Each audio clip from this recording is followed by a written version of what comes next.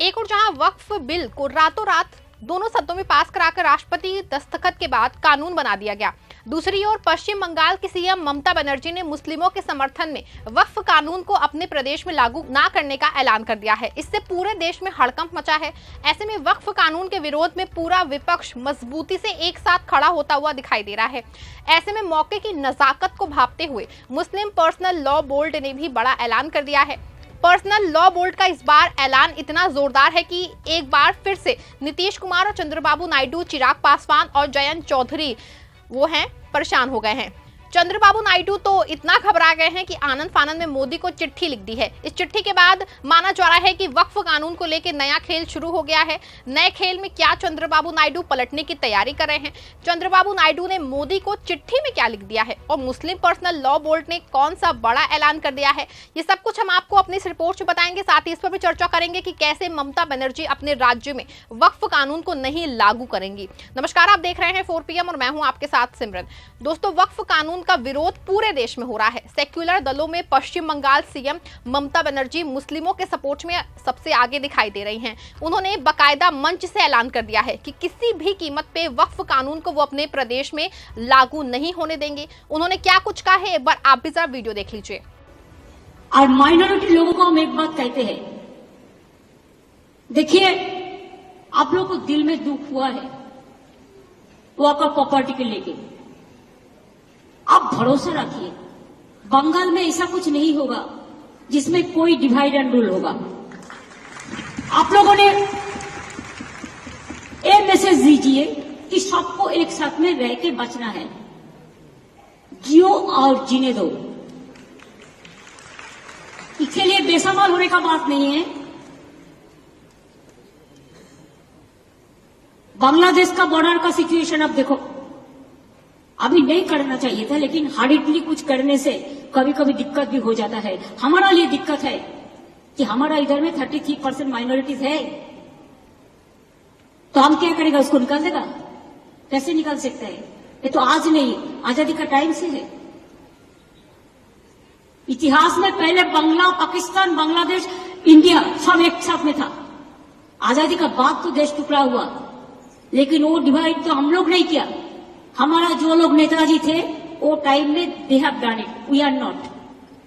हम लोग तो उसका बहुत बाद में जन्म लिया, तो गलती क्यों हमारे ऊपर आएगा? और जो रहेगा उसको प्रोटेक्शन देना हमारा काम है। ममता बनर्जी के बयान से साफ है कि वो वक्फ कानून को अपने यहाँ लागू नहीं करेंगे, लेकिन सवाल ये है कि क्या ये संभव है? लेकिन जब से ममता बनर्जी ने ये ऐलान कर दिया है कानून को लागू नहीं करेंगी, तब से बीजेपी के नेता तिलमिला उठे हैं और इधर उधर गुस्से में घूम रहे हैं। बीजेपी नेताओं का दावा है कि ममता बनर्जी चाहकर भी ऐसा नहीं कर सकती हैं, लेकिन जो अंदर खाने से खबर आ रही है, इसके लिए ममता बनर्जी और उनकी पार्टी ने स्ट्रेटजी तैयार कर ली है। ममता बनर्जी की सरकार वक्फ कानून के खिलाफ सुप्रीम कोर्ट जाएगी और लॉ ऑर्डर के साथ बांग्लादेश बॉर्डर का हवाला देकर इस कानून को रोकने की अपील करेगी। हालांकि सुप्रीम कोर्ट इसमें कितनी राहत ममता बनर्जी को देगा, ये खैर आने वाले समय बताएगा। लेकिन एक बात साफ है कि वक्फ कानून को लागू न कराने के लिए याचिका सुप्रीम कोर्ट में दायर की जाएगी। आपको बता दें कि जब तक वक्फ कानून के खिलाफ में लगभग 15 याचिकाएं अलग अलग राजनीतिक दलों और संगठनों की पड़ चुकी हैं, लेकिन ये दौर जो है अभी तक थमा नहीं है। याचिकाओं की संख्या दनादन जो है बढ़ती चली जा रही है। हालांकि मामले की पहली सुनवाई की डेट निर्धारित हो चुकी है। मुस्लिम पर्सनल लॉ बोर्ड की याचिका समेत कई याचिकाओं पर 16 अप्रैल को सुनवाई होगी, लेकिन सुप्रीम कोर्ट की कानूनी लड़ाई साथ साथ मुस्लिम पर्सनल लॉ बोर्ड ने कानून के विरोध में कड़ा एक्शन प्रदर्शन करने का जो है ऐलान कर दिया है। मुस्लिम पर्सनल लॉ बोर्ड ने ऐलान किया है कि पूरे देश में वक्फ कानून के खिलाफ प्रदर्शन होगा। इसकी शुरुआत आज 10 अप्रैल यानी कि जुमा की नमाज से की जाएगी। आपको बता दें कि मुस्लिम पर्सनल लॉ बोर्ड वक्फ कानून के खिलाफ वक्फ बचाओ मुहिम के पहले दौर का आगाज 10 अप्रैल से करेगा और 7 जुलाई तक चलेगा। All India Muslim personal law board ने कहा है कि ये मुहिम शाह बानो मामले की तरह जो है शहर से लेकर गांव तक चलाई जाएगी। तहफ़्फ़ुज़ुल औक़ाफ़ करवा यानी कि वक्फ की हिफाजत के नाम दिल्ली के तालकटोरा स्टेडियम में 22 अप्रैल को बड़ा कार्यक्रम होगा। वहीं 7 मई को दिल्ली की रामलीला मैदान में भी बड़ा कार्यक्रम आयोजित किया जाएगा। साथ ही वक्फ बिल के विरोध में प्रदेशों की राजधानियों में धरना और गिरफ्तारी कार्यक्रम चलाए जाएंगे। जुमे की नमाज के बाद लोग मानव चौन बन करके या फिर दूसरे तरीके से अपना विरोध दर्ज कराएंगे। साथ ही बोर्ड ने लोगों से अपील की है कि 30 अप्रैल की रात 9 बजे लोग अपने घर, फैक्ट्री, ऑफिस की लाइट बंद करके आधे घंटे के लिए अपना विरोध प्रदर्शन कराएं।